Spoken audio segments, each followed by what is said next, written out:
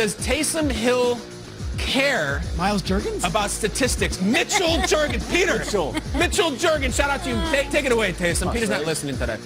I don't care as much as, people might think about statistics and, all this stuff. I care about winning football games. I know there have been a lot of conversations about and getting your first touchdown completion. But as long as we're winning football games, I'm happy. He's not in on that.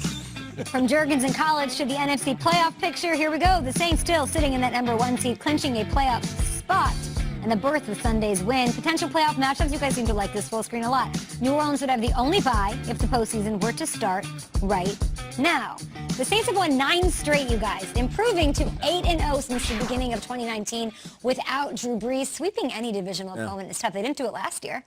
And then it did it without Drew Brees here. What do we make of Taysom and the Saints' win over the Falcons? Great win.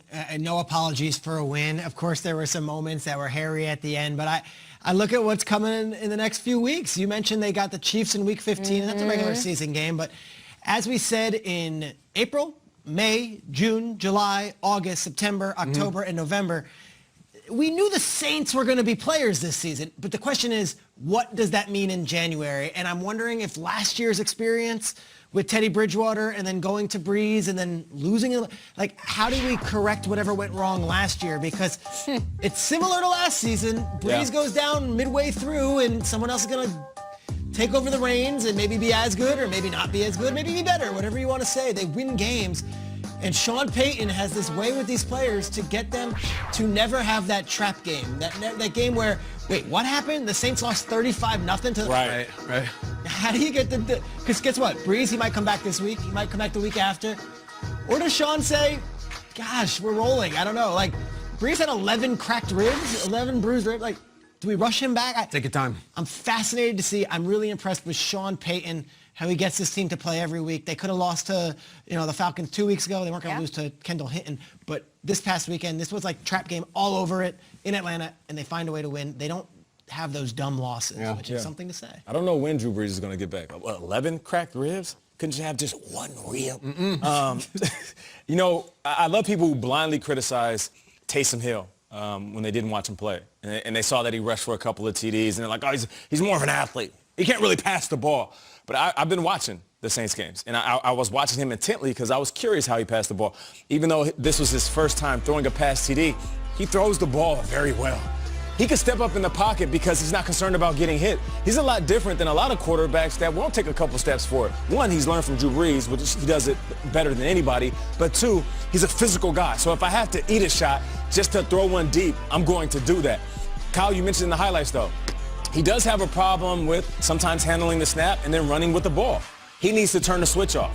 When he's playing quarterback, when you're leaving the pocket, you're no longer Taysom Hill, the most athletic quarterback in the game. You're no longer Taysom Hill, the running back. You're not Taysom Hill, the wide receiver or fullback. You're not Taysom Hill, the multi-athlete.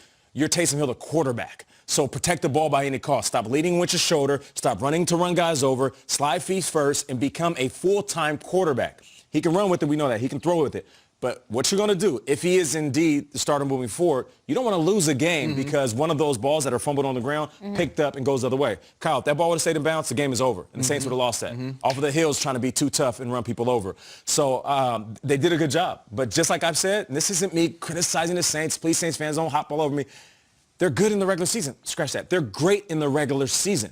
What are you guys going to do in the postseason? Are you Super Bowl worthy? Yes. So Drew Brees have 2 rings? Yes. Yes, to all of it. Are you guys going to fall apart in the time that matters the most? They need to add Mitchell Juergens. You're right. What's his name again, Peter? Miles Juergens. Mitchell Juergens, all right? So you're used to running out of Juergens. You think I would offer some more? You would have some? About the players, they cut them. I have no critique at all for the Saints. In fact, they reached this part of numbness for me, like great numbness, where they're talking about this crazy winning streak that they're on. Their quarterback's out, who cares? They just keep winning, and it's like, yeah, it's just the Saints. And I just give that to them as a compliment, and to Sean Payton as a compliment, that even when they do incredible things, we just come to expect it. And I'm tired of saying it's only about January. I'm tired of saying they have to win a Super Bowl. I just want to take a hot second and tell you how awesome it is that they keep winning like this. With Breeze out, Bridgewater leaves, Taysom Hill's a wild project. We're throwing the stat around. He hasn't thrown a touchdown since BYU. You're not supposed to be that way in the NFL and still win. Yeah. It's an awesome, awesome thing that they're doing. They got to win some games in January, though. We're going to have those Mondays. We're going to come in, and a Monday in January or February, and it's going to be like, they won, or it's like, damn, it happened again. It's that Monday morning 7A we're going to have once they hit the playoffs. It's going to be everything from them, but God, they're so impressive. When you saw Taysom and you outlined some of the mistakes he made, does it make you want to see Jameis? Oh, yeah. I want to see Jameis bad. Yeah. And for some reason, Sean Payton doesn't.